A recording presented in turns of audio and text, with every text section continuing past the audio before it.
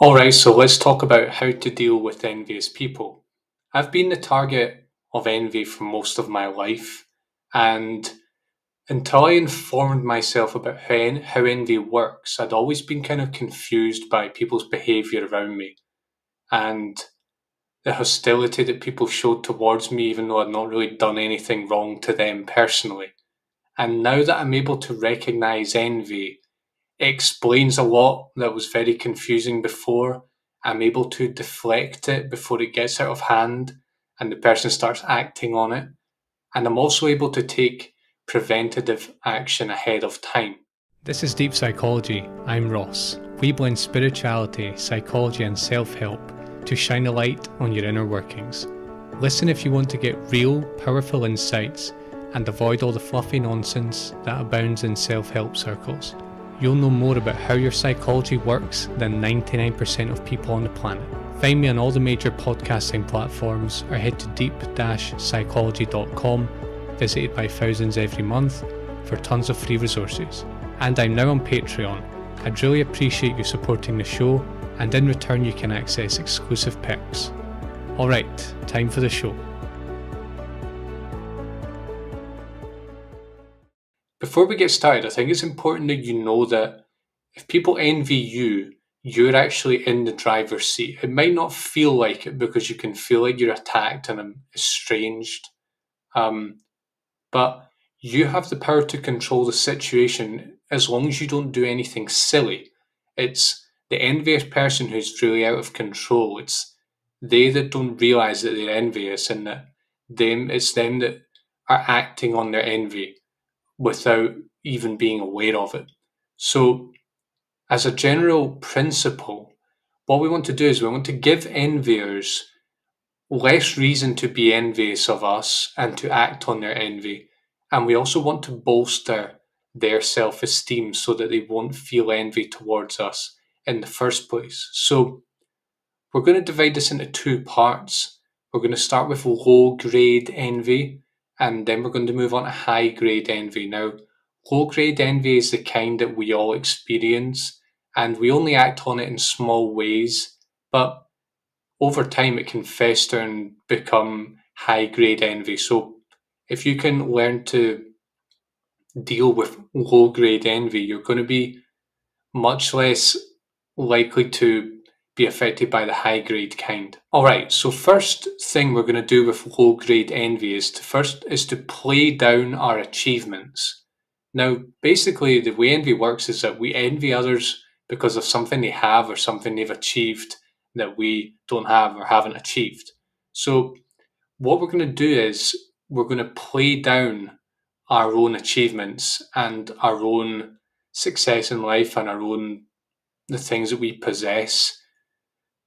We can say complain about them, or we can show the ugly side to them and basically play it down. What we tend to do is we tend to boast about things, right? You might not do this if you're a successful person because you might not feel any need to boast, but that's what we tend to do. We tend to boast about achievements and things we have, new things we've bought, and so on. What you have to do is, if you're receiving envy from others, you have to play it down. You have to say, instead of talking about your new job and the money you're making and the new responsibilities and the great office that you're in, if you notice that people are envying you, you have to complain about something. You have to focus on the negative part of it, like the boss, your new boss, you don't get on with them, or you're in the first few weeks you don't seem to be getting on with your new boss. Just anything that makes it seem like a bit of a poison chalice. Or the new language you've learned isn't so fun. Maybe native speakers don't want to speak to you, or maybe you find it boring, or you find it, you don't like it in some way. It doesn't even need to be a real complaint. It just needs to deflect that person's envy a little bit so that it's not building up and festering inside of them. The second strategy for low grade envy is to get the envier to talk. Have them talk about their life and play it up. If you're a successful person, likely you're used to even if you're not a boaster, even if you don't shove your success in people's face, you're likely to be used to speaking about your life because you've got a lot to speak about. There's new things, there's new projects, there's new achievements coming all the time. You've got new ideas. Get used to taking the passenger seat for a bit. Envy ultimately stems from a sense of inferiority.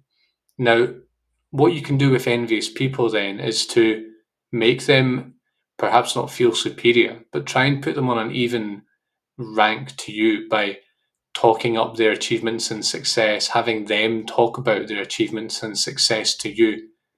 Do less talking and ask more questions.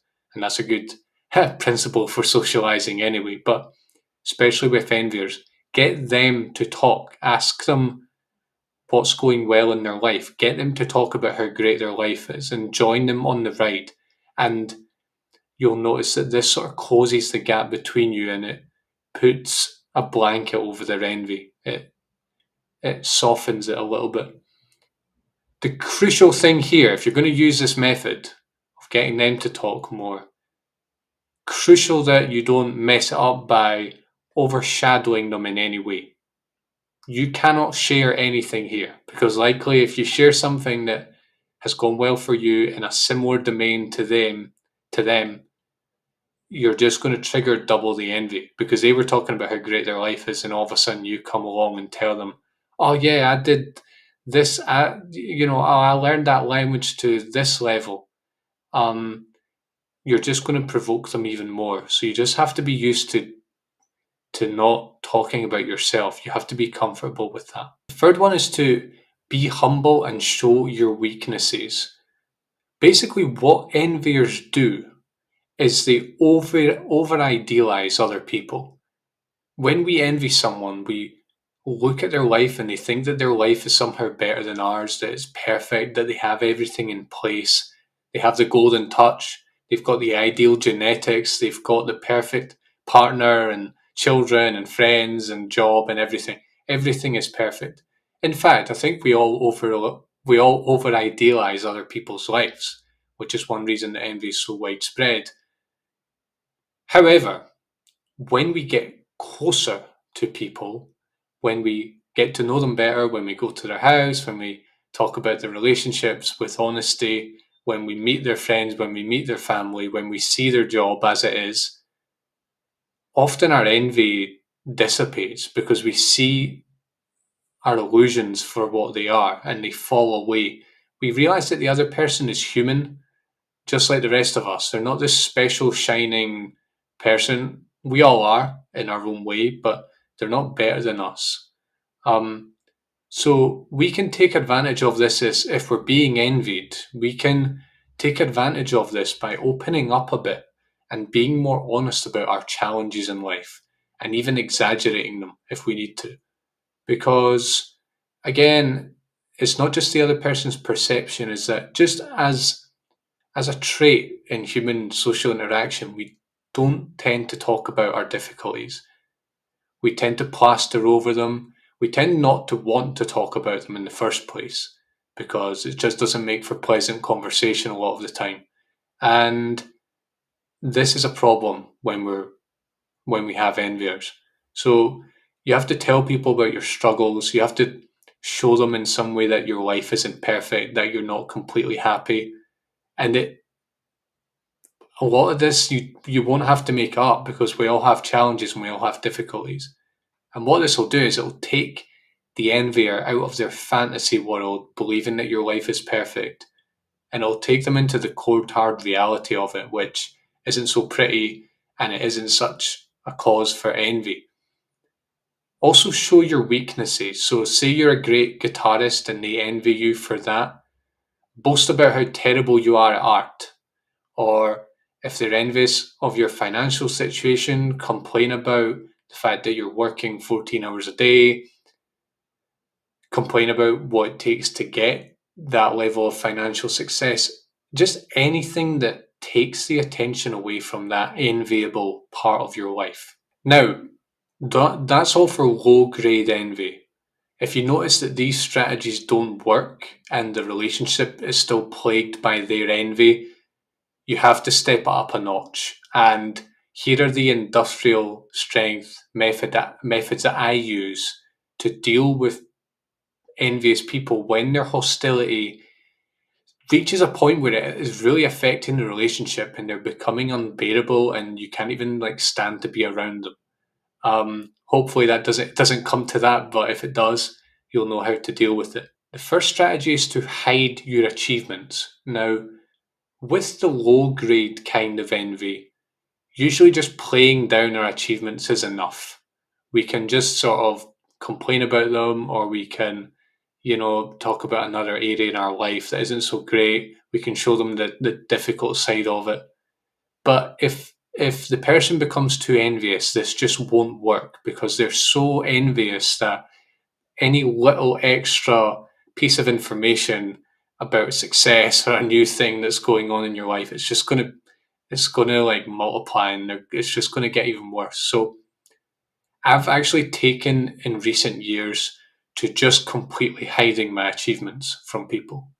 Um, Especially since in recent years I have achieved quite a lot and I've got a lot of new stuff going on. And this, unfortunately, it includes friends and family members because I know that with every new achievement, I stir up fresh envy, and I know that it pains them, and I know that it's unpleasant for them to talk about, and that makes it unpleasant for me to talk about. So I just don't bother.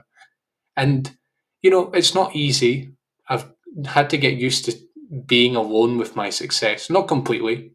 I do have people close to me that will hear me out and will want me to share it. But on the other hand, it does mean that I can go on achieving without fearing people sabotaging me or making me feel guilty in some way, or having this effect on me, this confusing effect that envious people often have on you. I even do this when people ask about my life. Like they ask me what's going on and what I'm doing. I just don't tell them certain things because I know that it's going to create a problem. And it's kind of a sad eventuality, but sometimes if envy gets really strong, you've really got no choice. The key here is that you have to just be comfortable not receiving the praise and the external validation. Often we do things to get external validation. Often we boast about things to get external validation. You just have to be comfortable with the inner satisfaction. You have to be comfortable with other people not even knowing what's going on in your life. And you won't stir up envy. That's the positive that you can take from it. Second strategy, and this is kind of a general principle more than a strategy, but let's hear it, is we don't want to try and change people. So if you notice someone's envious of you, don't let them know that they are, like, and don't make, well, they'll know that they are, but don't make it obvious that you know. Don't like try and talk them out of being envious. What this is going to do is it's just going to make them feel exposed and insecure. Remember, they're already feeling insecure, and they probably don't know that you know that they're envious of you. If they know that they're envious of you, it's just going to make it even worse. They're just going to feel more insecure and more inferior and more exposed. So what you have to do is you have to just you just have to accept it and not talk them out of it. Don't reveal to them. And I guess the other point is that people won't change because you want them to change. Rarely does that ever happen. As a general principle in life, people don't change because we want them to. They change because they see the need for it themselves and take the necessary action. So just don't even try. Just recognize the signs of envy and use these methods to tame envy in other people. And the final solution here, this is like the final solution to envy. If nothing else works and you see that the relationship is really beyond repair, you cut off contact and let them stew. Don't try to get revenge on people. Don't try to take overt action to like balance up all the things they've done to you over the years if it's been hostile envy that they've acted on. If you feel aggrieved by it, just let go. Just let them go, cut off contact, don't speak to them. The envier has greater motive than you. You're probably motivated just by revenge. They're actually motivated by deep inferiority and jealousy and anger at you. So they're going to likely outlast you in a battle. The way you win this battle, and I said the control is yours. Just cut off contact and let them stew. If you felt envy yourself, particularly strong envy, you'll know that it's a very painful emotion. And when we can't express it, when we can't get it out of our system, and we have to just sit there with it, and the person we are envious of is at a distance doing their own thing, it's pretty torturous. So creating distance from them, you are punishing them, and you are getting revenge in a sense, but you're not doing it overtly. You're doing it very subtly, passively. And what I do is I just withdraw. I just cut off communication. I say no to social events if I know they're going to be there. If they are there, I just avoid mingling with them. It's sad, but it's better than being a victim of envy. And actually, you can see it as a benevolent act. If they're out of your life, they'll be uninformed about your life, and their envy might start to cool off a little bit. So the best part about this strategy is that you've actually not done anything wrong necessarily. You've just cut off contact, and you can make excuses for that quite easily. So the envier can't use your actions against you to be even more aggressive. They can't really do anything. You're disarming their envy. You're making it impossible for them to act on their envy. So those are my strategies for how to deal with envy, both low grade and high grade envy. I hope you've enjoyed it. If you want to stay up to date, then do subscribe to the channel. I've got 2 videos coming every week until the end of the year.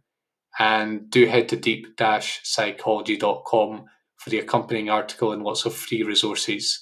Take care, and I'll see you soon.